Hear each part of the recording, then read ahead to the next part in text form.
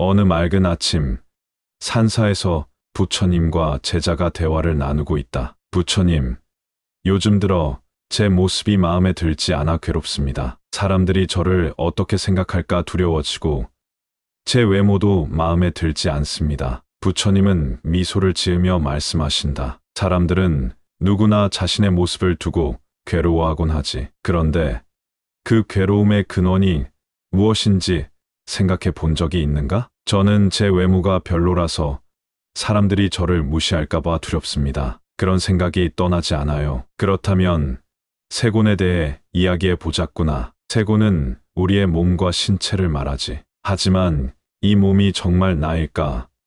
많은 사람들은 자신이 몸 그 자체라고 생각한단다. 몸이 아프면 내가 아픈 것이고 몸이 늙으면 내가 늙은 것이라 여기지. 하지만 한 가지 질문을 해보자. 어릴 적 사진 속의 나와 지금의 나는 왜 이렇게 다를까? 몸은 성장하고 변하지만 우리는 여전히 나라고 부르지 않느냐? 그렇다면 그 변하는 몸이 정말 나일까? 그럼 제 몸이 정말 제가 아니라는 말씀입니까? 색즉시공을 더 깊이 이해해보자꾸나. 색은 물질적 실체를 의미하지만 실은 변하고 사라지는 것이다. 몸이 아프거나 늙을 때 그것이 나라고 믿으면 고통에 사로잡히게 된다. 그러나 이 몸은 고정된 실체가 아니라 인연이 모여 생긴 것일 뿐이다. 그렇다면 변하고 사라지는 것을 나로 삼을 수 있겠느냐? 부처님, 그렇다면 제 몸이 정말 나가 아니라면 굳이 세수하고 단정하게 살아야 할 이유가 있을까요? 몸을 아무렇게나 관리해도 되는 것 아닌가요? 좋은 질문이다. 색즉시공의 의미를 잘못 이해하면 그런 생각이 들 수 있다. 그러나 몸을 소홀히 하거나 방치하는 것은 세곤을 무시하는 것이 아니라 오히려 자기 자신을 경시하는 것이다. 몸은 변화하고 사라지지만 그 몸이 지금 내 삶을 살아가는 도구라는 사실을 잊어서는 안 된다. 그러면 어떻게 몸을 대해야 할까요? 몸은 고정된 실체가 아니지만 그 몸을 통해 우리는 일상을 살아간다. 그러니 몸을 단정히 하고 깨끗하게 하는 것은 외모에 집착하기 위한 것이 아니라 존중과 배려의 표현이다. 몸을 소중히 하되 그것을 나로 착각하지 않는 것이 중요하다. 깨끗하고 건강한 몸을 가꾸면서도 그 몸에 집착하지 않는 균형이 필요하단다. 그렇다면 우리가 자주 사용하는 내 몸, 내 얼굴이라는 표현도 착각이겠군요. 맞다. 몸이 단단히 고정되어 있다고 믿으면 그 변화로 인해 고통을 느끼게 된다. 그러나 색즉시공의 진리를 알면 몸을 고정된 나로 여기지 않고 자연스럽게 수용할 수 있다. 그럼 세곤의 이해를 알아보자. 세곤은 물질적 몸과 감각을 포함한다. 부처님, 그런데 요즘 사람들은 나이가 들어도 자기 관리를 철저히 하면서 젊음을 유지하려고 많이 노력합니다. 그런데 어떤 사람들은 나이 들면서 스스로를 돌보지 않아 몸이 무겁고 힘들어하죠. 이 차이는 어디서 오는 걸까요? 좋은 질문이다. 자기 관리를 통해 활기차게 사는 것은 훌륭한 일이다. 하지만 그 자기 관리가 외모를 유지하거나 남에게 보이기 위한 것이라면 세곤에 집착하는 것과 같다. 젊음을 유지하려는 노력이 나라는 고정된 모습을 만들려는 집착에서 비롯된다면 그 역시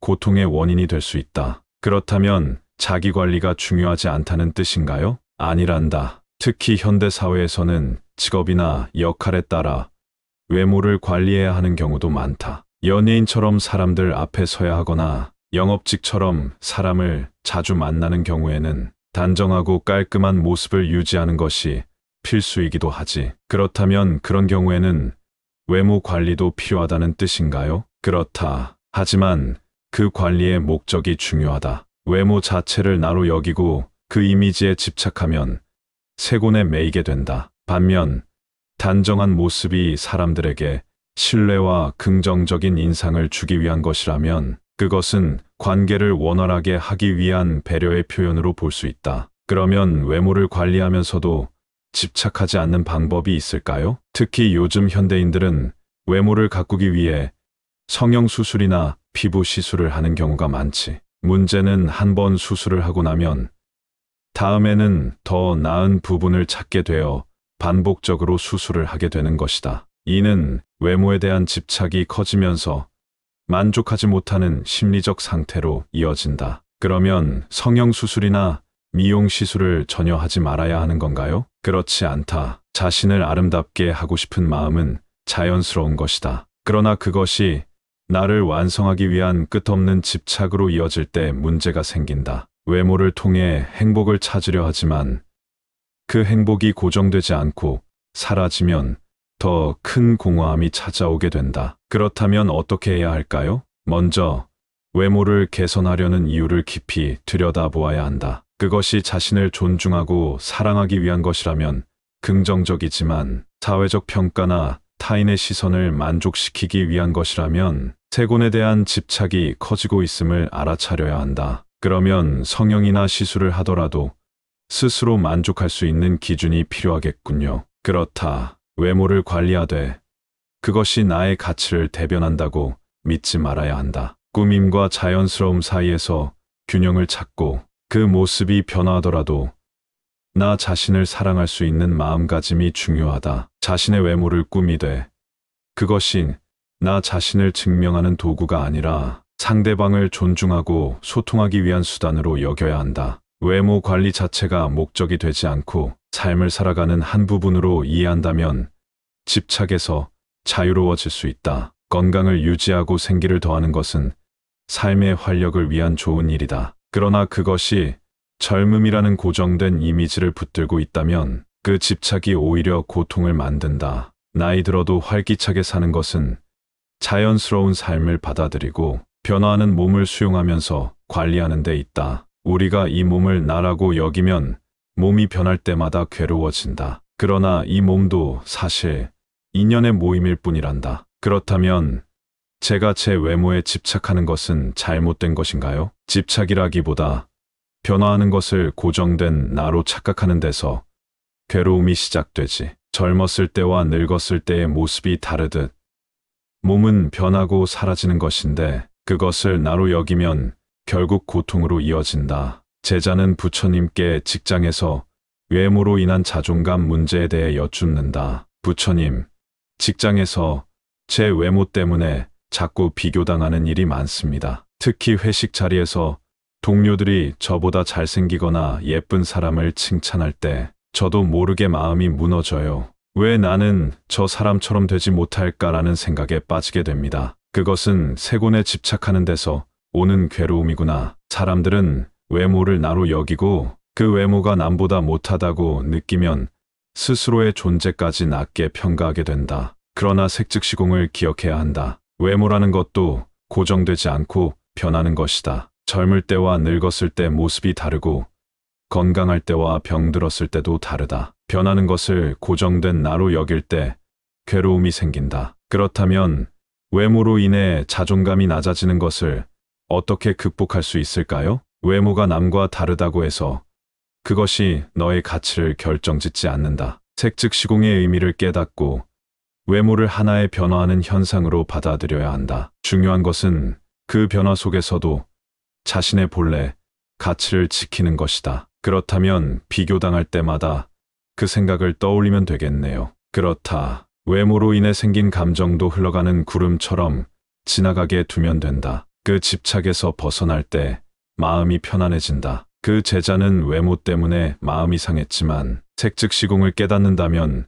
외모에 대한 집착에서 벗어날 수 있다. 외모는 고정된 실체가 아니라 변하는 것이다. 그것이 바로 공이다. 그렇다면 색즉시공을 이해하면 외모에 대한 집착에서 벗어날 수 있다는 말씀이군요. 그렇다. 물질에 집착하지 않고 있는 그대로를 받아들이면 마음이 자유로워진다. 이번엔 제자가 상혼에 대한 질문을 한다. 그런데 스승님, 저는 자꾸 지나간 일이 떠오르고 그 생각이 저를 괴롭힙니다. 사람들의 말이 머릿속을 떠나지 않아요. 그것은 상혼에 집착한 결과다. 상혼은 생각과 기억을 말하지. 그러나 그 생각도 끊임없이 변하지 않느냐? 제자는 직장에서의 실수를 반복적으로 떠올리며 괴로워하는 마음에 대해 물었다. 부처님, 저는 직장에서 실수를 저지른 후 계속해서 그 일이 떠올라 괴롭습니다. 내가 왜 그랬을까라는 생각이 머릿속을 떠나지 않아요. 그건 상혼에 집착하는 데서 오는 고통이구나. 실수한 기억은 이미 과거의 일인데 그 생각을 계속 끌어안고 있는 것이 문제다. 상혼도 세곤과 마찬가지로 끊임없이 변한다. 한 생각에 사로잡혀 그것이 고정된 나라고 여기면 고통이 반복된다. 그렇다면 실수를 반복적으로 떠올리는 습관은 어떻게 멈출 수 있나요? 실수 자체를 나로 여기지 말고 그저 지나가는 경험으로 바라보아야 한다. 실수는 배우기 위한 과정이지 그 자체로 너의 본질을 결정짓는 것은 아니다. 상즉시공을 기억하라. 실수한 생각도 공과 다르지 않으니 그 생각에 사로잡히지 않으면 자연스럽게 흘러간다. 그러면 실수로 인한 자책감이 들 때마다 그 생각이 고정되지 않는다는 점을 떠올려야겠네요. 그렇다. 실수를 교훈으로 삼되 그 감정에 집착하지 않으면 마음이 한결 가벼워질 것이다. 상혼 역시 공과 다르지 않다. 생각은 순간순간 생겨나고 사라지는 것일 뿐 그것이 실체가 아니란다. 한 생각에 매달리면 마음이 고통스러워진다. 그렇다면 생각이 떠오를 때마다 그것을 내 것으로 여기지 말아야겠군요. 맞다. 생각을 그냥 떠오르는 대로 바라보고 흘려보내면 된다. 그것이 바로 상즉시공이다. 색과 상 모두 변하고 사라지는 것들이니 그것을 나로 여기지 말아야 한다. 공을 깨닫는 것은 결국 모든 집착에서 벗어나는 길이다. 부처님, 이제 알 것 같습니다. 제 외모와 생각에 집착하지 않고 변화하는 것을 자연스럽게 받아들여야겠어요. 그렇다. 그 깨달음이 너를 자유롭게 할 것이다. 고정된 나를 만들지 않고 변화 속에서도 중심을 잡으면 고통에서 벗어날 수 있다. 고요한 산사의 종소리가 울리고 제자는 부처님의 말씀을 떠올린다. 외모나 생각에 집착하지 않고 변하는 것을 자연스럽게 받아들이는 것이 공의 자리이니라. 색즉시공과 상즉시공의 진리를 이해하면 감정과 생각에서 자유로워질 수 있다는 부처님의 깨달음의 말씀을 다시 한번 떠올리며 제자는 평온한 미소를 짓는다.